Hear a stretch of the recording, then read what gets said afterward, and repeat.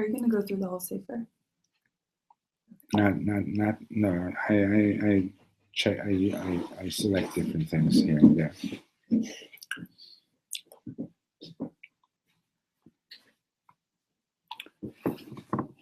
Okay.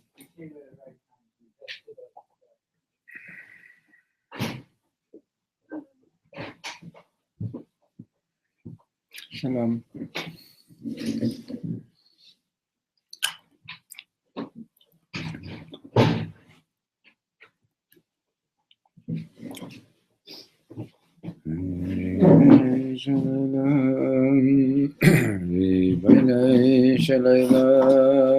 How's your Yiddish, Yolet? You learn some today. B'bayne Shalayla, Master of the world, du bist doch unser Vater, you are our Father, und wir seien deine Kinder, we are your children.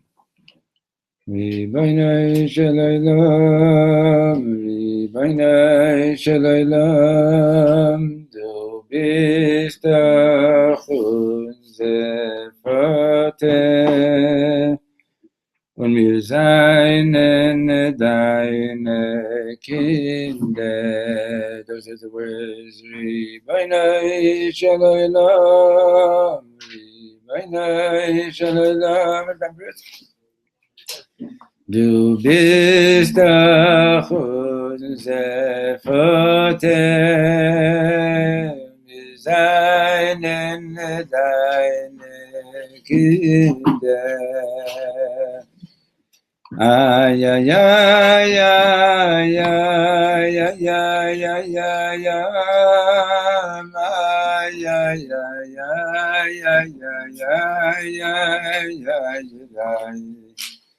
ay, da da da da ya ya ya ya ya my ya ya ya ya ya. I want to be sure over here, I want to be sure over there, okay?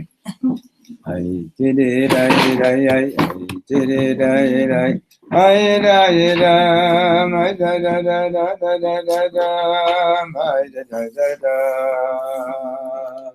I did it, I did it, I da my da da da da da da da da my da da da da. I did la da da da la da da da da da da da da. I la da da da do da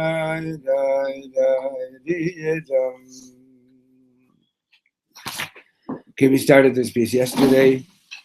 It's about our inner dimension. Marissa knows it by heart. Hi, Ashley. I remember your name. Hi, that's wonderful. After 15 attempts of not remembering.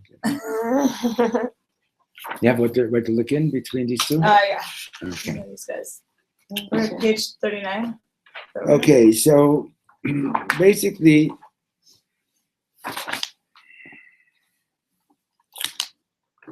the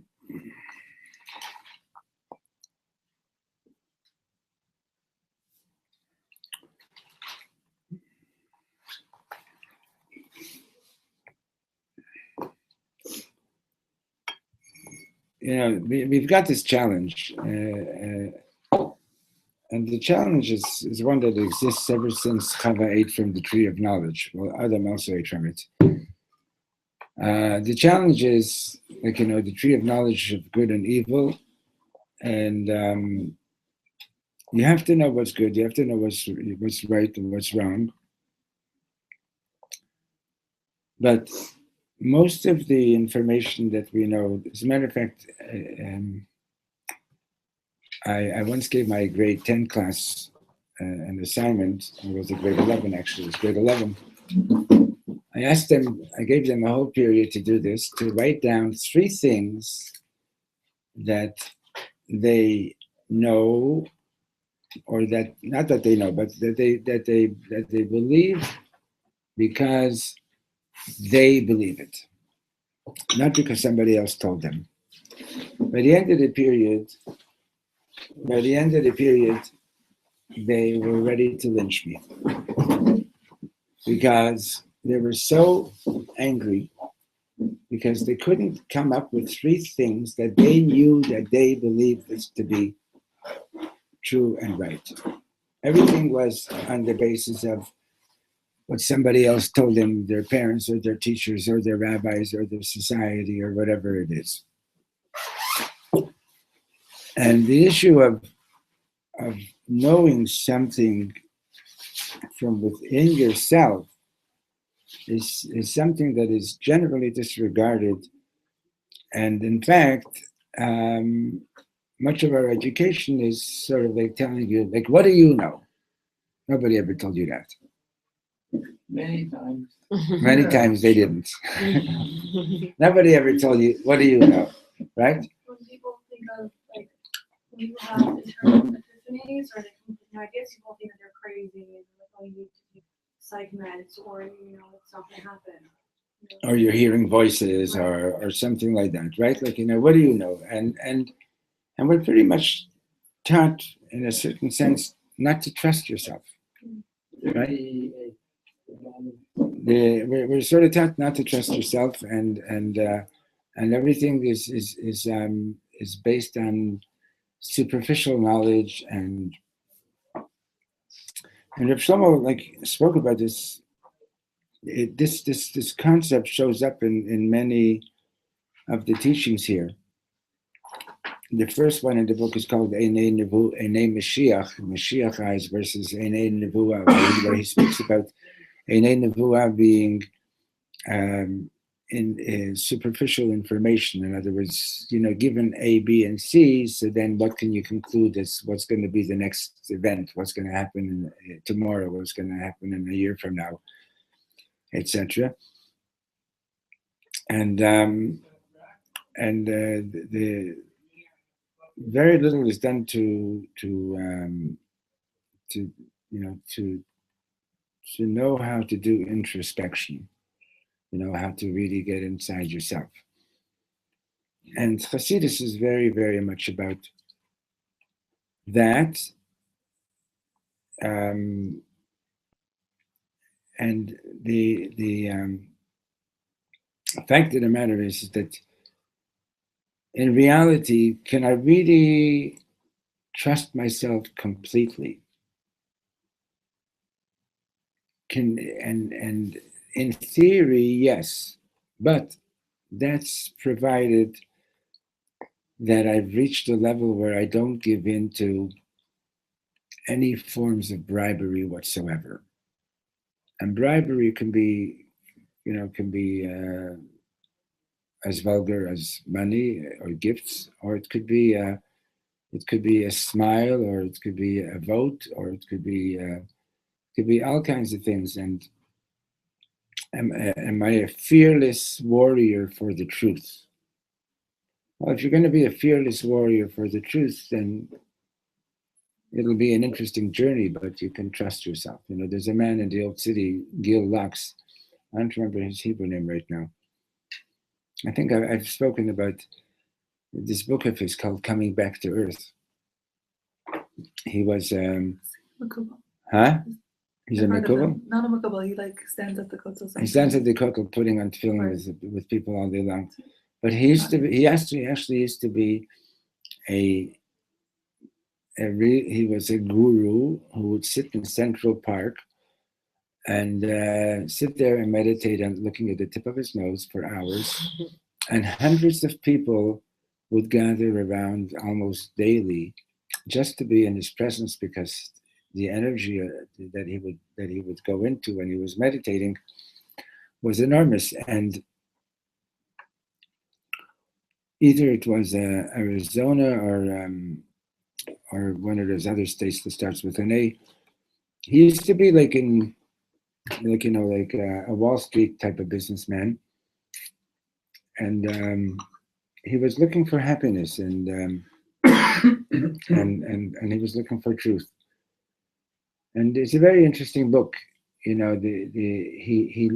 mentioned to him the other week that he was able to he would sit and meditate in a thorn bush for 3 days straight without clothes on. But this is what but he went through quite a few religious traditions, and in each one he reached to the top and he discovered what was false there. And so finally one day this woman comes up to him at Central Park and she says, "You should go see the Lubavitcher Rebbe." So he took it as like a heavenly voice, and all he was wearing was a tablecloth, and his buddy, whom he used to call Rebbe, went with him, and the two of them were going there with tablecloths, and they come to 770, and the Rebbe was about to come out, and he's going over to say hello to the Rebbe.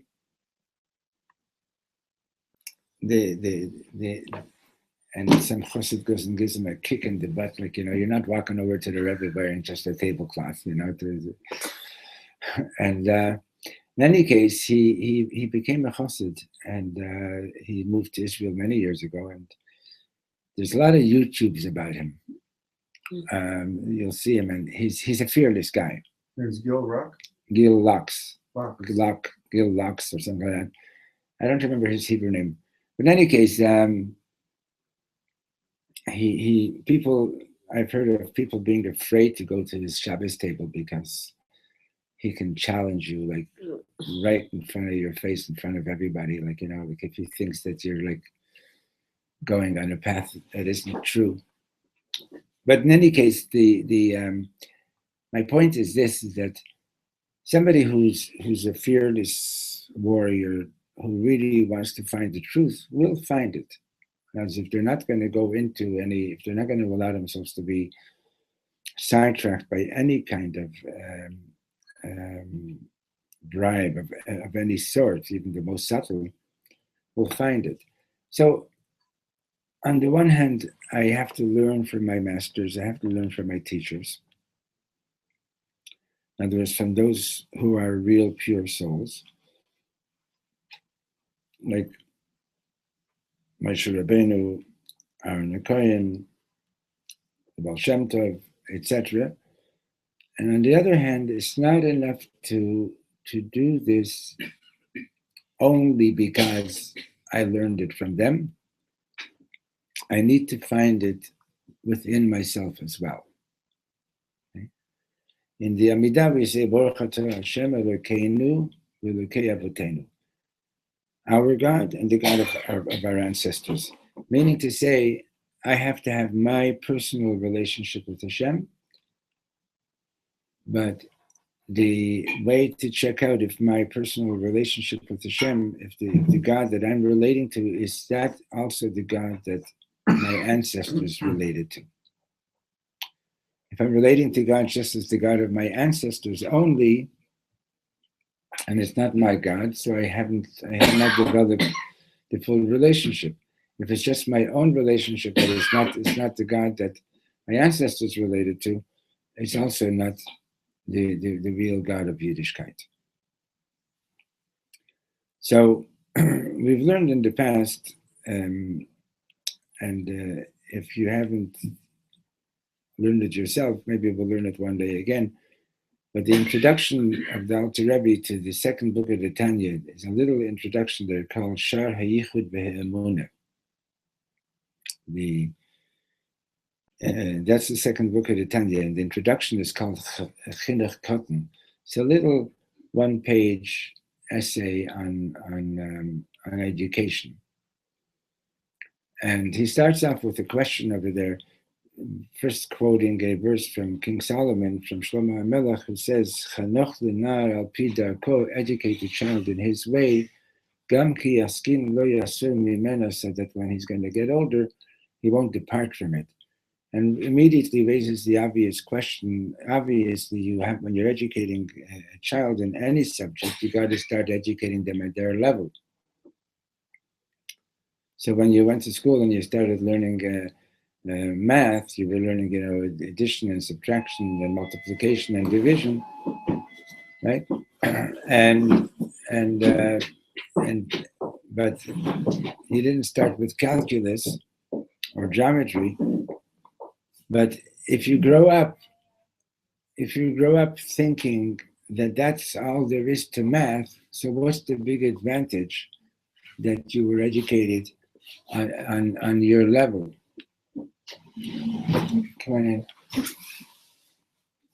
Come sit here if you're looking with me. And or looking with, let's see, we need one more. Yeshua, sit over here so you can look in with. What's your first name? Chaya. Chaya. Come. Here, okay, you can sit over there. Here. So what's the big advantage of a child growing up thinking that they know math if all they know is addition, subtraction, and multiplication and division? In other words, the first part of the verse, educate the child in his way, makes sense, but the second part of the verse, Gam ki askin lo yasur mimena, that when he'll be older, it will not depart from him. What's so great about that, right? From there, Dr. Rebbe goes into a whole analysis that he just uses that question as a jumping board for starters, and goes into the whole question of, and we find in a pasuk in Parshat Ekev, Moshe Rabbeinu says, and you are to do as I'm commanding you to do. And what is that? One of the things is le'ahava et Hashem, to love God. And the obvious question is, loving is a verb that doesn't fit with the verb of asiyah, of doing, right?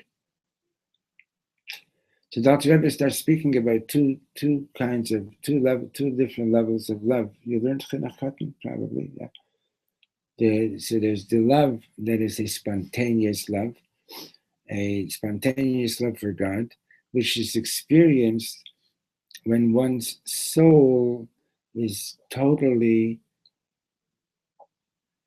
free or liberated from the influences of the animal soul. In other words, we have two souls. We have a nefesh elokit, a divine soul, and we have a nefesh bahamit, an animal soul. The animal soul we're all familiar with, right? I'm hungry, I want to eat. I want to succeed in what I'm doing. The animal soul is very competitive, etc., right? And it's sort of like the operating system of the yesh, of the ego, of the being that you know yourself to be. Okay? The divine soul is a chelik elokah mimal mamish.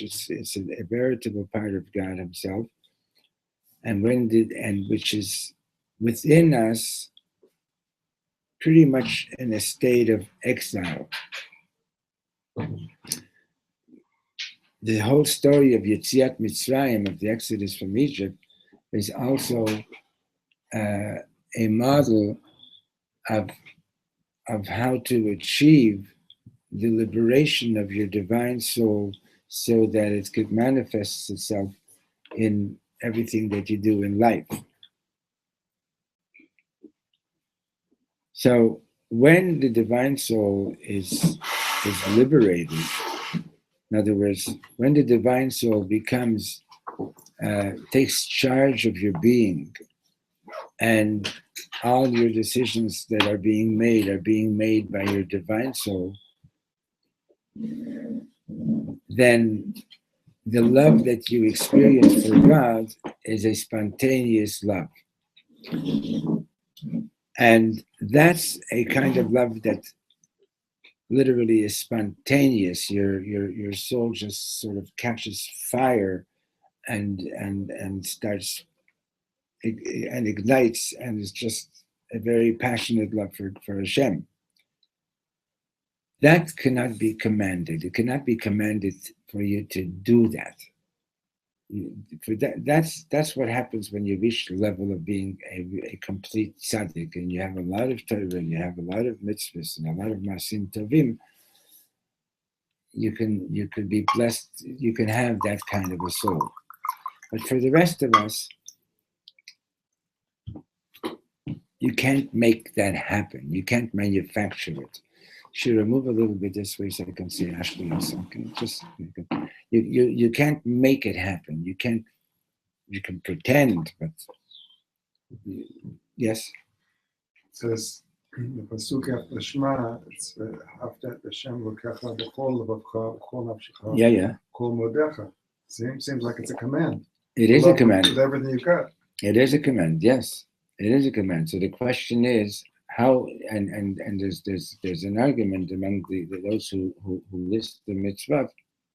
There's a big question of everybody's dealing with the question: how can you command love? So Dr. Rebbe explains that there's another aspect of love which we all do have access to achieving, and you can bring it out. And what he teaches over there is that if you learn to go inside yourself, and by that I mean,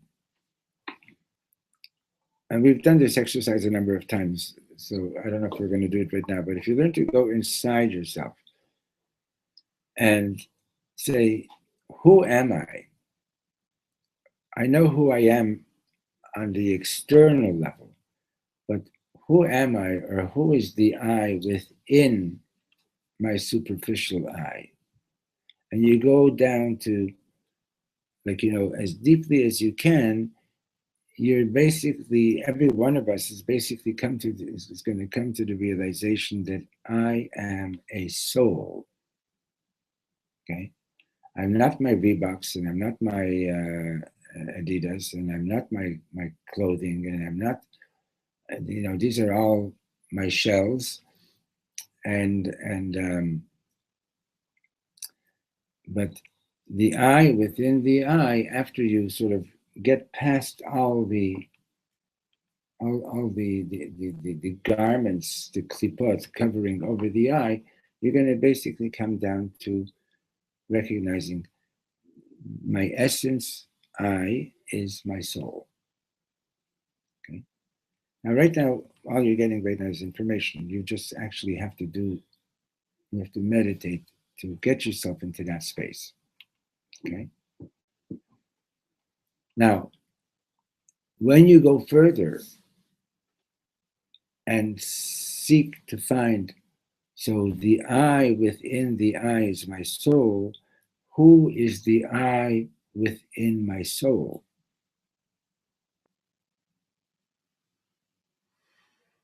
Okay.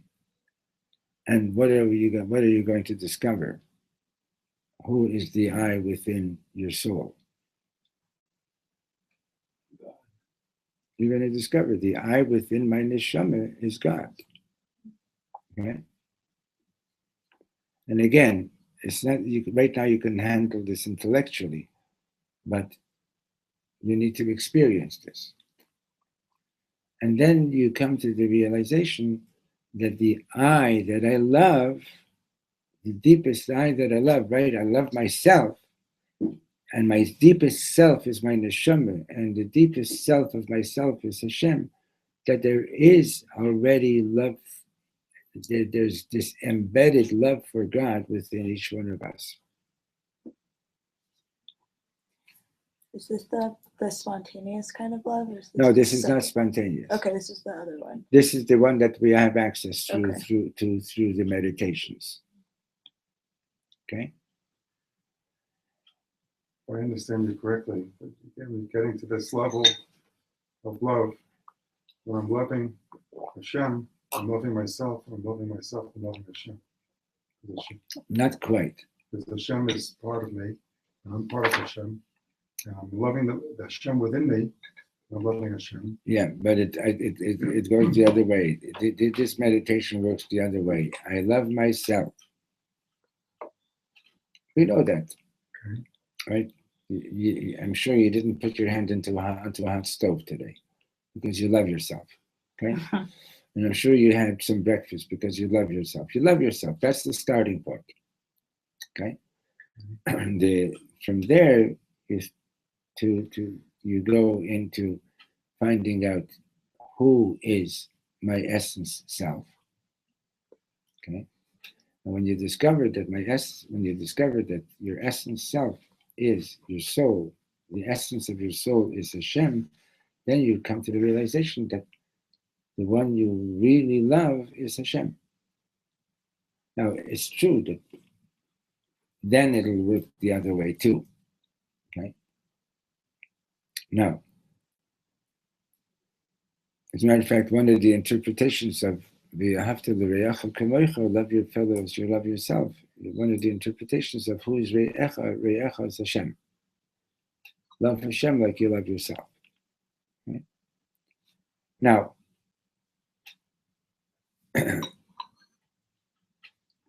and the Alter Rebbe, that's one meditation that the Alter Rebbe gives. There's another meditation that's along these lines, okay? More like what you were saying.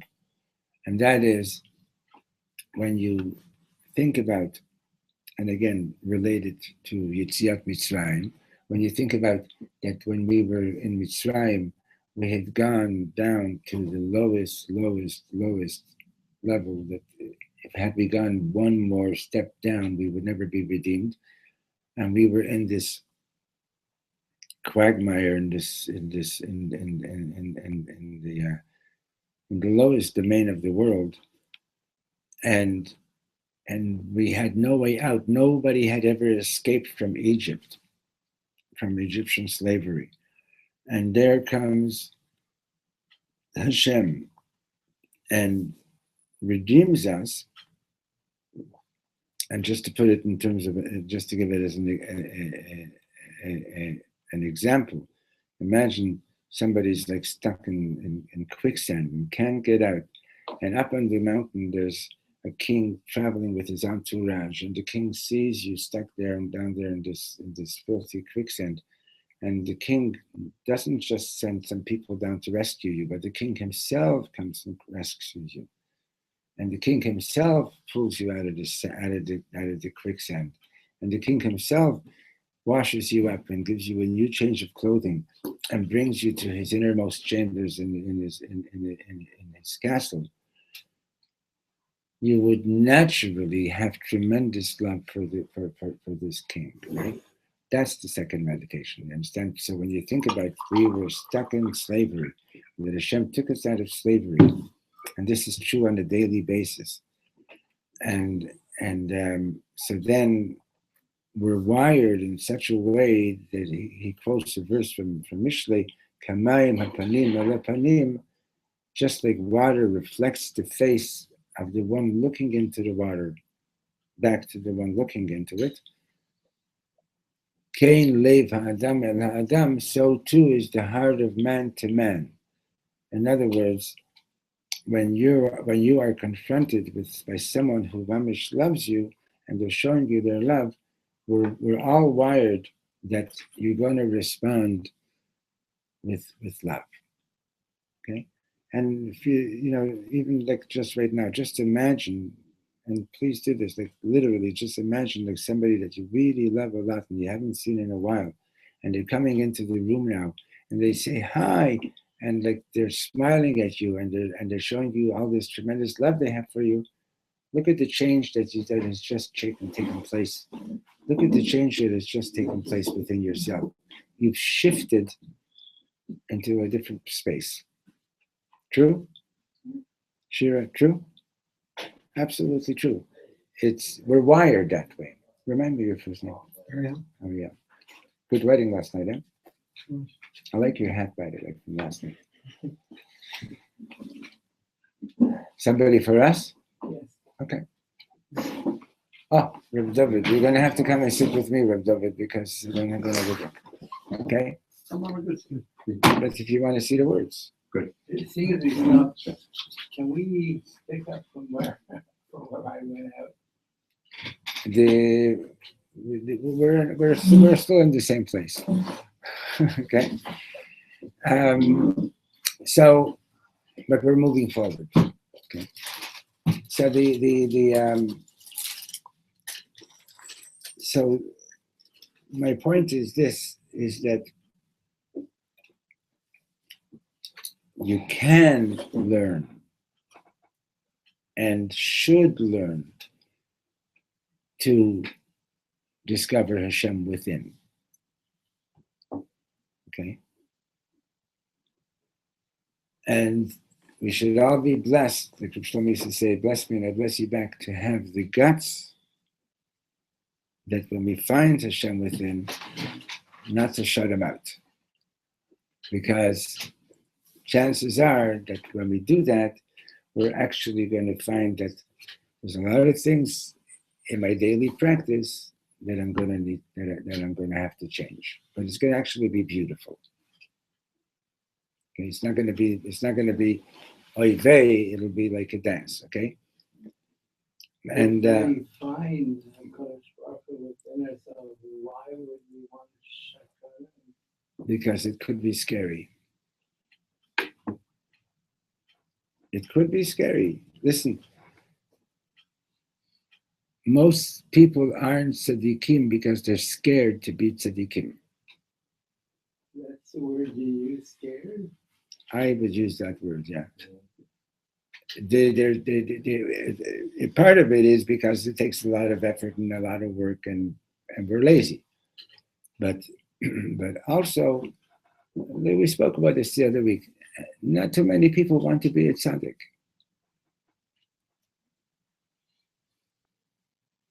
It's like just a fear of success. It's the ultimate success. Fear of success. It's the ultimate success. Be tzaddik. You want to be a tzaddik and have people knock on your door in the middle of the night, and you get out of bed and you say, "Oh, I'm so happy to see you." I was waiting. Before I went to sleep, I was praying that somebody should come and disturb me in the middle of my sleep and say, "Can I have a bagel and lox?" You know. That's not what I would be afraid of. It said somewhere that for the tzaddikim, God is very strong. Also in judgment, yes, God watches them kechut hasa'ara. Like in other words, like don't you make one little slight wrong move, right? Yeah. So that's another reason people are afraid to be a tzaddik. Sounds like to be a Jew, the way the world judges Jews. Yeah, to be a Jew. Double That's right. standard. Much higher So standard.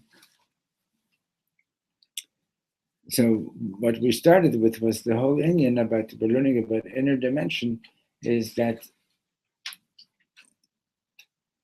a person has to know that yes, I got a certain education, but my education has to continue throughout life, and if there are things that I need to learn and that they didn't teach me in school, I still have to learn them, and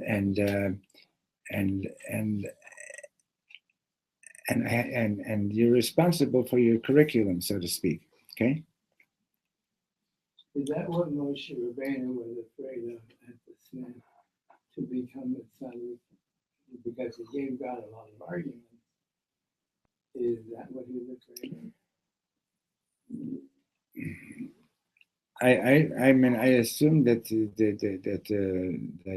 he already was a tzaddik, but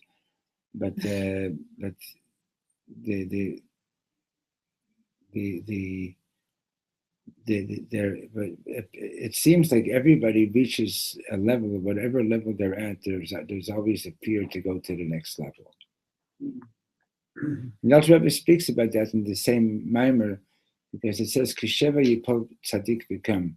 The fact of the matter is that when you're climbing a ladder, between each rung, there's an empty space. Okay? Mm. And even as you're walking, just to walk, you have more stability while you're standing on 2 feet. To walk means that you're giving up stability. Mm-hmm. To climb a ladder means you're giving up stability. The higher you go, the more you can, the worse the crash might be. Okay? So you have to have like a lot of confidence. So what Dr. Rebbe says is that when you, at each stage, Kisheba Yipol Tzadik Become, the simple meaning of the verse is that the tzaddik, even though he might fall, he gets back up. And that's what defines the tzaddik most of all, is that he doesn't give up after falling.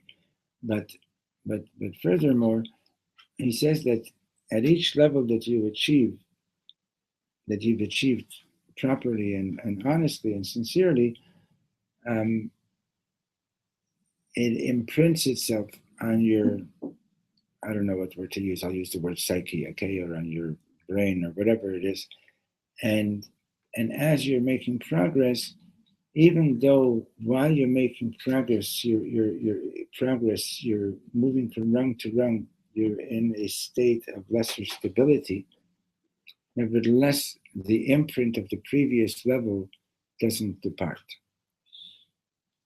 Okay? So you have what to rely on, so to speak. Okay, so it doesn't. So if you as you're making progress and you so to speak fall, doesn't mean that you're going out and having a ham sandwich on Yom Kippur. It just means that you're now in a somewhat lesser stable situation than you were before. But it's because you're in the process of moving forward. Okay, now going back to the original question that he started with, Chanech L'nar al pi darko, educate the child in his way, what the Alter Rebbe is saying is educate the children to know Hashem from within themselves. Okay? Educate the children to realize that that Hashem, as beyond as he is closer than anything could possibly be. Okay, and this is something that can be achieved by everyone. Okay, now that inner dimension is crucial for living our lives as Jewish people the way we're supposed to. Okay, so now. I've thought about this many times and I've said it many times. If I were to say, I'll give you a shekel for every Jew that you go out into the street and find who has not had a few moments of Jewish pride thanks to the nigunim of Reb Shlomo, whether they knew him or whether they didn't know him. I doubt that after an hour, if I'm going to owe you more than 10 shekels.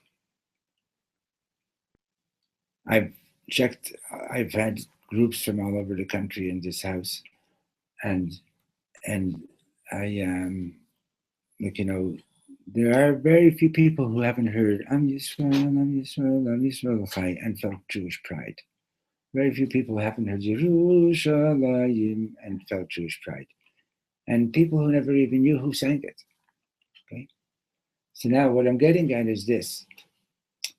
Why is it that certain nigunim have the power to ignite the Jewish soul more than other nigunim? And I'm not talking about turning on 50 people versus turning on 40 people. I'm talking about, for example, the Karliner's nigun that you probably have heard, and you can certainly, if you haven't, you can go on YouTube.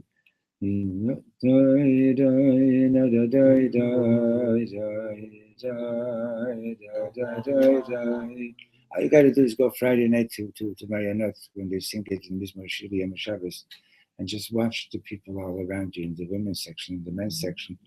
The whole shul is like on fire. Which shul is this? Marionette. The whole place. Have you been there? It's amazing. It's amazing, right? It's amazing. And during that's the Friday night services? Huh? Yeah. That the nigun, best. they say, I heard in Square that nigun, that 80,000 people became Bali Tshuva in the time of the Karliner from that nigun alone. Okay? So what is it? Why is it some nigunim like, right? Why is it that watch Friday night when they start singing the Moshe v'Aharon, right? And when everyone in the word Karim el Hashem, and you see the whole shul is like mamish calling out to God, right? Why is it that certain nigunim have that power? And why, or let me rephrase the question in a different way. Why is it that some individual holy people had the merit to bring down such powerful nigunim? You know that the Alter Rebbe's Talmud Muvik was Rabbi Aaron Strashelyer, who, after the Alter Rebbe passed away, by the way, tonight is the Alter Rebbe's Yortzeit, Chov Dalet, tomorrow. And so there was like, sort of like almost like a split in the Babish that a lot of the Hasidim wanted Rabbi Aaron Strashelyer to become the next Rebbe. And others said, no, it's supposed to be the Rebbe's son.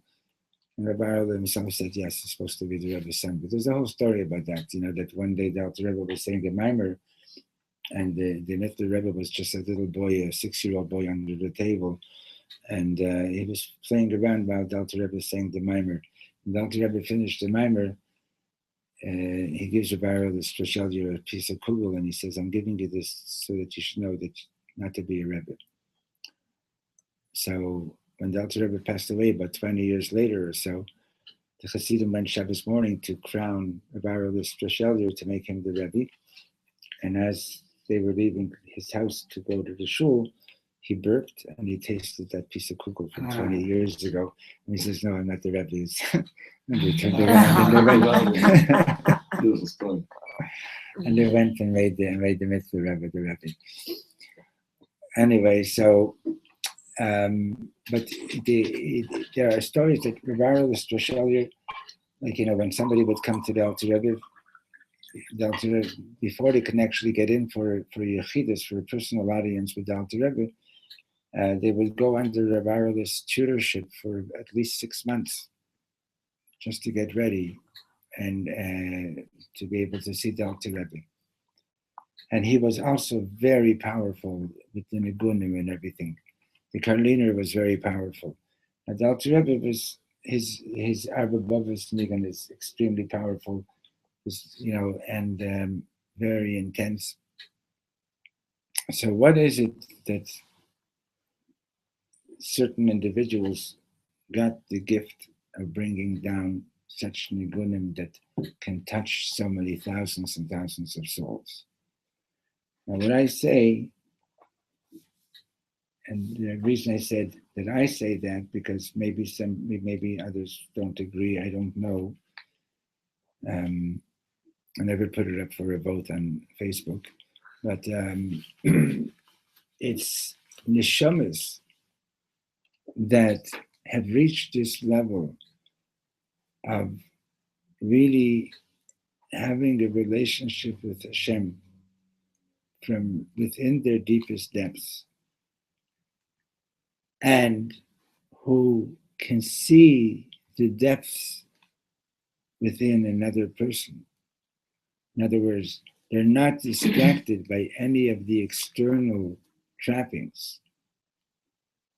They can look at a Yid who might at the moment be a gangster and see that this Yid also possesses a Pintele Yid, a divine spark, and that divine spark can be fanned and if its flame can grow and grow into being a tzaddik. It's people like that merit to actually bring down such amazing nigunim. Okay, that's the so here we're talking about the inner dimension, right? So now we'll go back into the book. Now that we have 6 minutes left for that, okay? Right? So yesterday, Rav Shlomo was talking about how do you know whom you should marry? That's also a matter of getting in touch with your inner dimension, right? So he says, I'm blessing you that your parents should be proud of you. Where are we? Page 39. But the main thing is, don't be superficial Jews. right? I remember once at a concert, so I don't know what, somebody in the audience did something, and Shlomo the Gvamish stopped, and he says, like, please don't be so shallow. Like, like Chassidus is like the whole mimer of the Alter Rebbe of Shir Malis Mamakim Kerosicha Hashem. If you ever learned that mimer Chaya, so it's Mimamakim, like like going deeper and deeper. The whole thing in Chassidus is to go deeper. Okay, so Haikar al tiyu Yehudim shitchiyim. Don't be superficial. Now, what if I am at the moment just superficial? Should I just chuck it? No. Don't, because the chances are that if you're going to chuck it, you're for sure not going to get to be, you're not going to come, you might not for sure, but it's very unlikely that you're going to come back to it, okay? Kimat ve'ein Yehudim amukim. There are very few deep Yidden, right? Once Rav Shlomo was being, on the second line on 39, Rav Shlomo was being interviewed in Germany once on radio, him and the head of the Jewish Federation. And it was this time of year, and the interviewer says, everybody in Germany is celebrating Christmas right now and New Year's, and you Jews are celebrating Hanukkah. Tell us about Hanukkah. So the head of the Jewish Federation went first, and he says, oh, Hanukkah is a wonderful holiday. The kids get presents, and we play dreidel, and we eat latkes. And if someone's sitting there thinking, oh my gosh, that's the depth of your Yiddishkeit, So he says, V'lihiyot Yehudi shitchizo stira. To be a superficial Jew is a contradiction in terms. Ki HaKadosh Baruch Hu lo hotzi otanu miMitzrayim. God didn't take us out of Egypt. V'lo natan lanu et haTorah. And he didn't give us the Torah. V'lo abanu alpayim shnot galut. And he didn't take us through 2,000 years of exile. V'lo chazarnu arza. We didn't come back to Israel kidei liyot shitchiyim, in order to be superficial. Okay? אם אני נותן לך $1,000,000, אני מקווה מאוד שלא תקנה עם זה סוכריות. I give you $1,000,000, I hope that you're not going to go spend it on candy. אם עברנו כל כך הרבה כאב, if we went through so much pain to get here, ולמדנו כל כך הרבה, and we learned so much Torah through the generations, צריך שיצא מזה משהו. Something has to result from this. Okay? Something good has to be. There has to be a real positive result from that. That God took us out of Egypt. After all that we went through, there was this stupid joke that went around after Melchemet Sheshet Hayamim that some Jews were saying, "Oh, what do we need a Sinai desert for? There's no Chinese restaurants there." Yeah, Sheni Gelechter, right? So he says, Atem yodim ma kol kach miyuchad b'Yehudim. You know what's so special about the Yidden? Kishamatnu liyad har Sinai lekabel et Torah. When we stood at Mount Sinai to receive the Torah, kol umot ha'olam ba'u v'amru. All the nations came and said, Lama lo natata lanu et Torah. They said, why didn't you give the Torah to us? Aval HaKadosh Baruch Hu amar lehem, Havel Hashem mishpachot amim. Praise God, all you families of the nations. Kadosh Baruch Hu amar lechol echad mehem.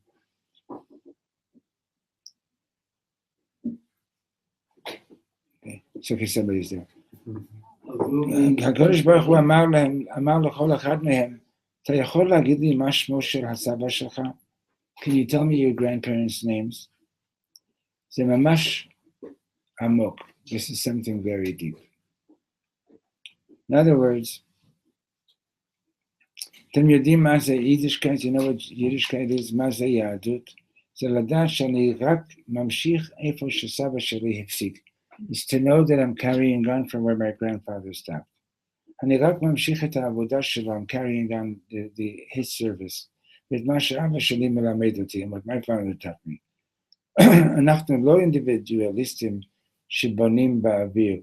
We're not just individuals building towers in the air. אנחנו בונים כביש ראשי, we're building a main highway. ואם סבא שלי גמר קטע מסוים, and if my grandfather finished a certain part, ואבא שלי ממשיך אותו, my father is carrying it on, אז גם אני ממשיך אותו, I'm taking it further. אתם יודעים מה זה יהודי שטחי? You know what it means to be a superficial Jew?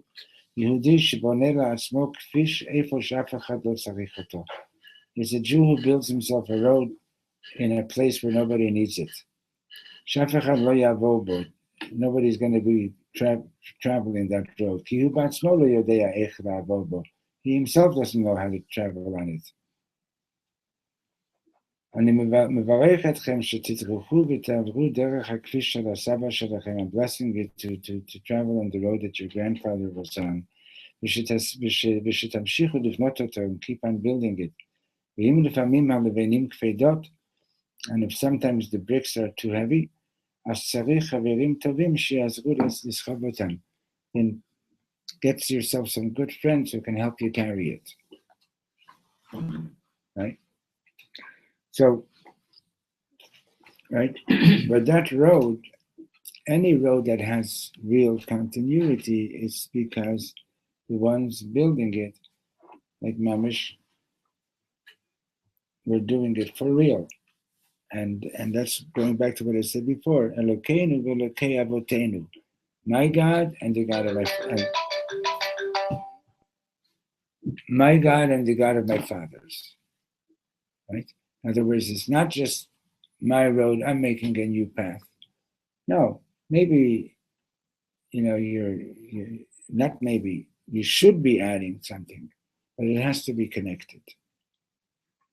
And it has to be connected to the past, and it has to have the past, and it has to be connected to our purpose and mission as individuals and as a people. Okay, but to achieve that, we got to start learning how. Just finishing my share. Give me 2 minutes. Okay. So it has to be connected to Avram, Yitzchak, and Yaakov, Sarah, Rivka, Rachel, and Leah, to the Torah, and I need to connect deeply that Shabbos is Shabbos not just because we have children on Shabbos or because there's a good kiddush or something like that. It has to be more than just the superficial aspects of it. Okay? When we say Shema Yisrael, it has to be more than just superficial. Now, we should all be blessed to have good friends and we should be blessed even more that we should be good friends. In other words, that we ourselves should be good friends to our friends, to encourage one another, to make progress in this sense. Right. Oh, mine. Okay, hope to see you tomorrow. Nice. You were on fire today, Reb Shalom.